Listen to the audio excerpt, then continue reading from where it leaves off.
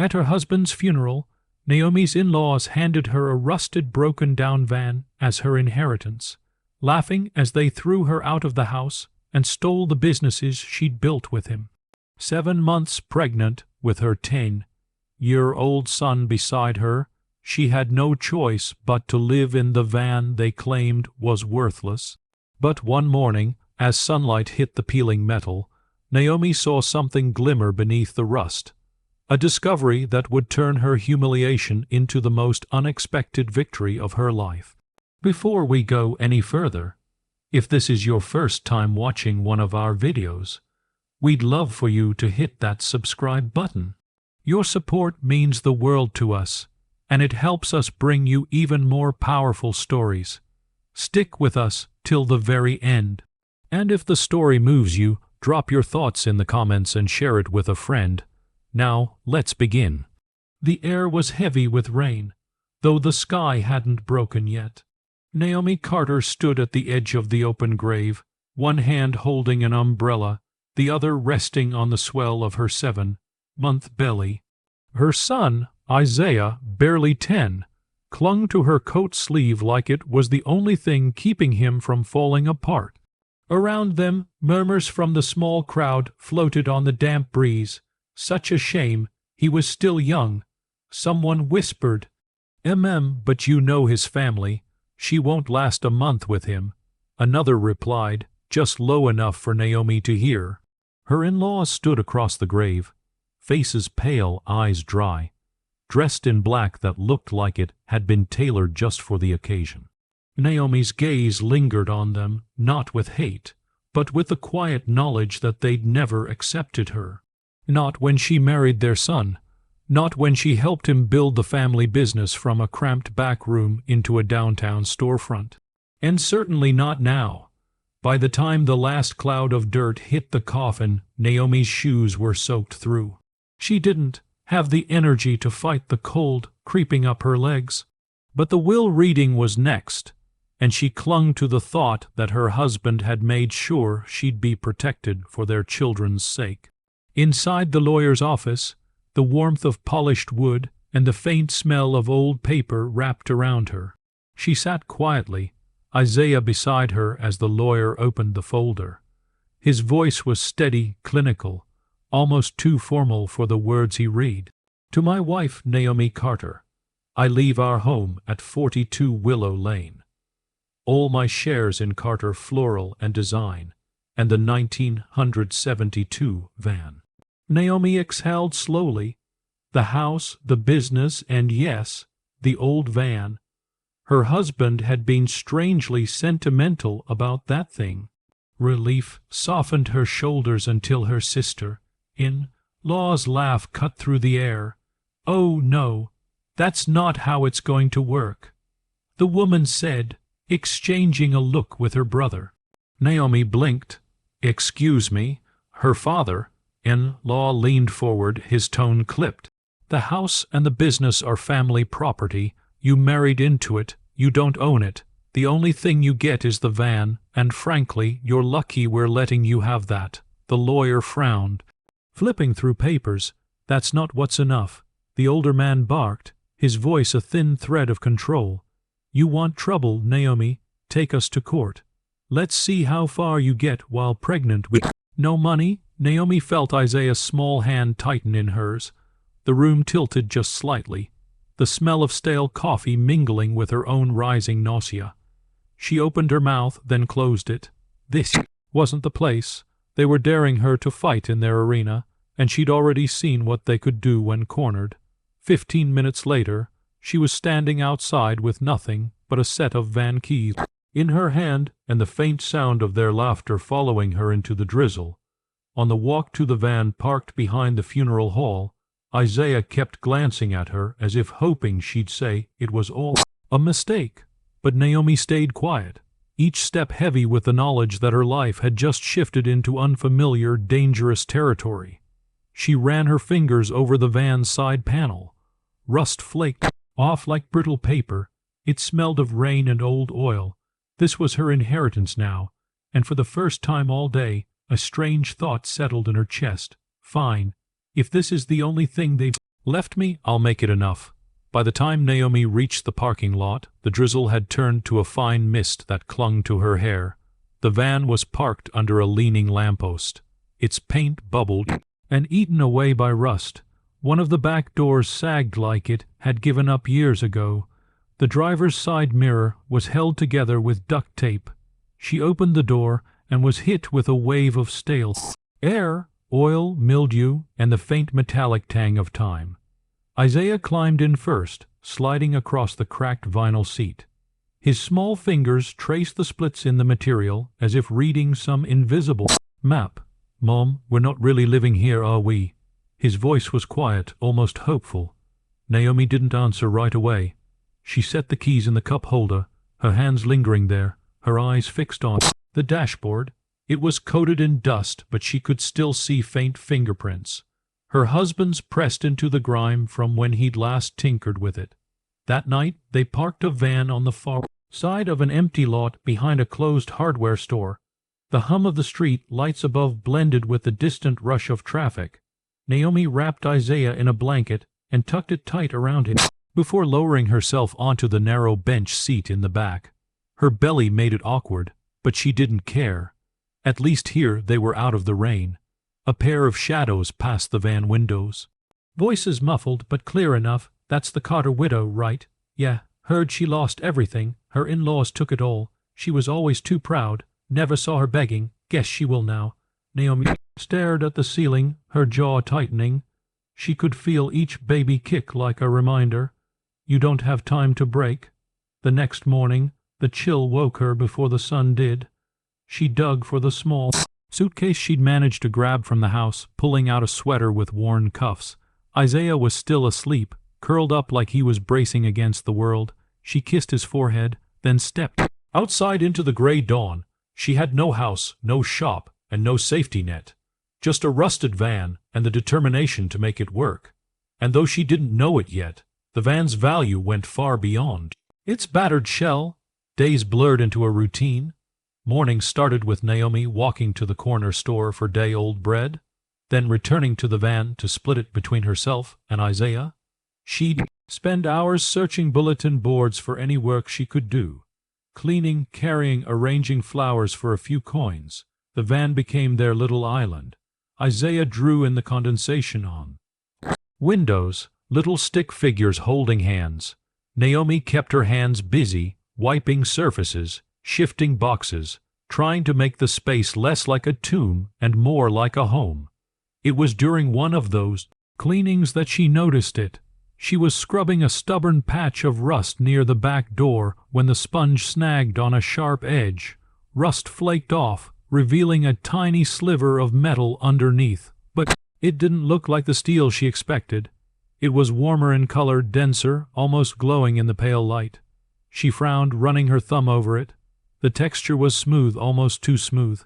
She pushed harder, peeling away more of the brittle surface.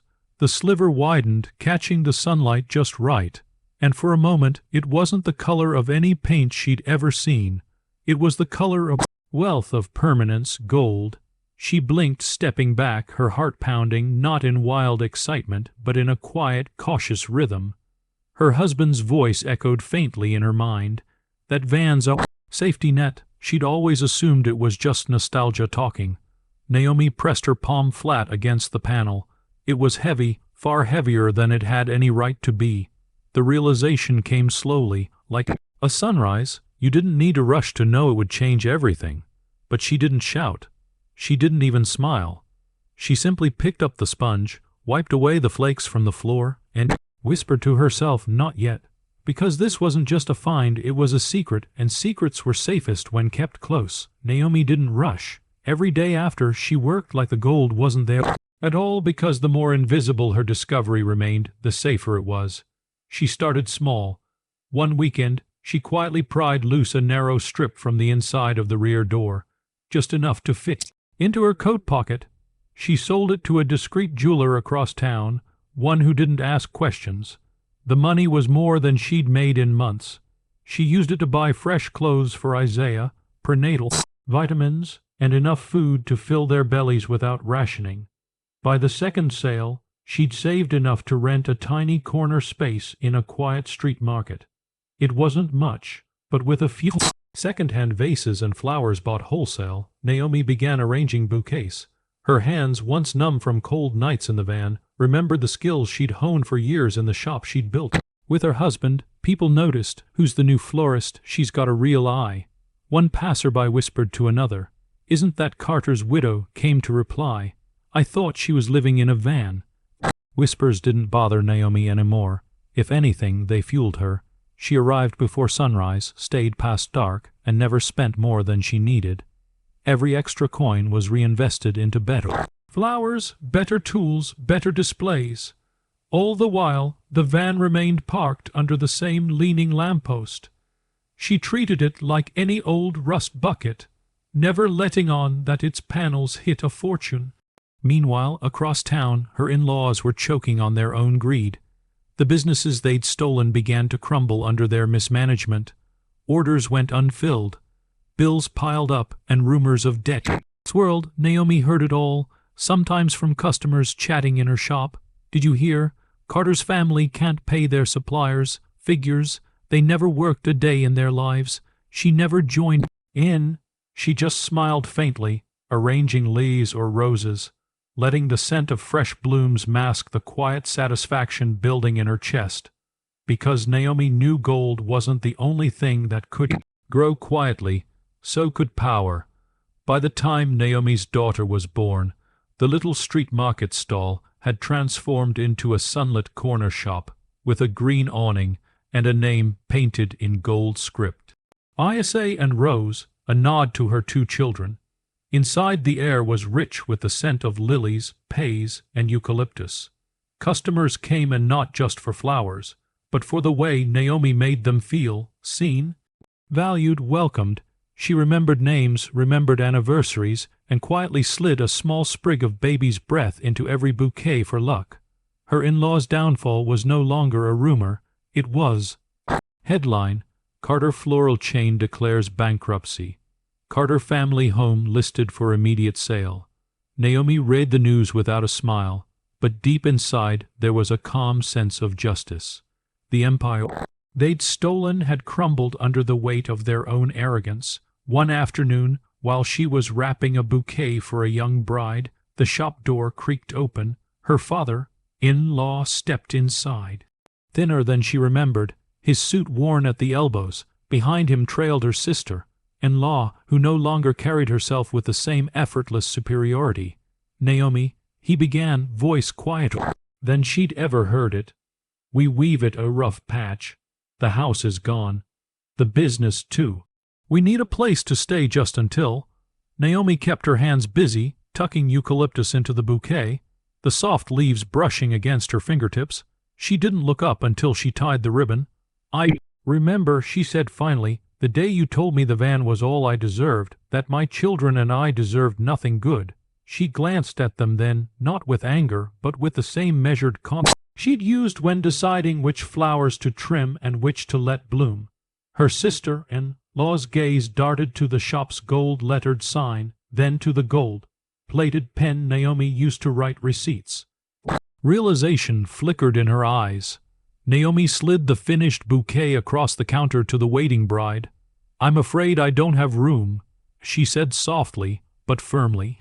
"Some things are too small to hold the weight of the people who once tried to break them." They left without another word. A little bell on the door chiming like punctuation. Naomi exhaled slowly. It wasn't revenge she tasted. It was freedom. By the time Naomi's daughter was born, the little street market stall had transformed into a sunlit corner shop, with a green awning and a name painted in gold script. Isa and Rose, a nod to her two children. Inside, the air was rich with the scent of lilies, pays, and eucalyptus. Customers came, and not just for flowers, but for the way Naomi made them feel, seen, valued, welcomed. She remembered names, remembered anniversaries, and quietly slid a small sprig of baby's breath into every bouquet for luck. Her in-laws' downfall was no longer a rumor. It was a headline. Carter Floral Chain declares bankruptcy. Carter family home listed for immediate sale. Naomi read the news without a smile, but deep inside there was a calm sense of justice. The empire they'd stolen had crumbled under the weight of their own arrogance. One afternoon, while she was wrapping a bouquet for a young bride, the shop door creaked open. Her father-in-law stepped inside, thinner than she remembered, his suit worn at the elbows. Behind him trailed her sister-in-law, who no longer carried herself with the same effortless superiority. "Naomi," he began, voice quieter than she'd ever heard it, "we weave it a rough patch. The house is gone. The business, too. We need a place to stay, just until—" Naomi kept her hands busy, tucking eucalyptus into the bouquet, the soft leaves brushing against her fingertips. She didn't look up until she tied the ribbon. "I remember," she said finally, "the day you told me the van was all I deserved, that my children and I deserved nothing good." She glanced at them then, not with anger, but with the same measured calm she'd used when deciding which flowers to trim and which to let bloom. Her sister-in-law's gaze darted to the shop's gold-lettered sign, then to the gold-plated pen Naomi used to write receipts. The realization flickered in her eyes. Naomi slid the finished bouquet across the counter to the waiting bride. "I'm afraid I don't have room," she said softly but firmly. "Some things are too small to hold the weight of the people who once tried to break them." They left without another word, the little bell on the door chiming like punctuation. Naomi exhaled slowly. It wasn't revenge she tasted. It was freedom. Evening light spilled through the shop windows, bathing the petals in warm gold. Naomi sat at the counter, her newborn sleeping in a woven basket beside her, Isaiah sketching in a notebook across the way. She glanced at the van through the window. It still sat in the same parking space it had been in since that first night. Rusted, quiet, unassuming. No one passing by would guess that its battered shell had changed everything. The gold inside had given her a second chance. Yes, but it wasn't the metal alone that built this life. It was the choice to keep moving, to work when it would have been easier to quit, to turn bitterness into something that could bloom. Sometimes she thought about her husband, how he must have known, how he'd left her the one thing they could never steal. She imagined him standing in the doorway, arms folded, that familiar, quiet pride in his eyes. Naomi brushed a stray petal from the counter and looked around the shop, breathing in the sweet green air. She didn't need the mansion, the stolen businesses, or even the family name. She had roots now, deep and steady, and they were hers alone. When customers asked about the old van, she'd smile and say, "It's just part of the story," because the truth was gold could hide in the ugliest places. And the people who laugh at your worth often don't realize. They've just handed you the key to your own freedom. If you found Naomi's journey as powerful as I did, don't just scroll away. Hit that like button, subscribe, and share the story with someone who needs a reminder that even in the rust and ruin, there can be gold. And tell me in the comments, what would you have done if you were in her shoes?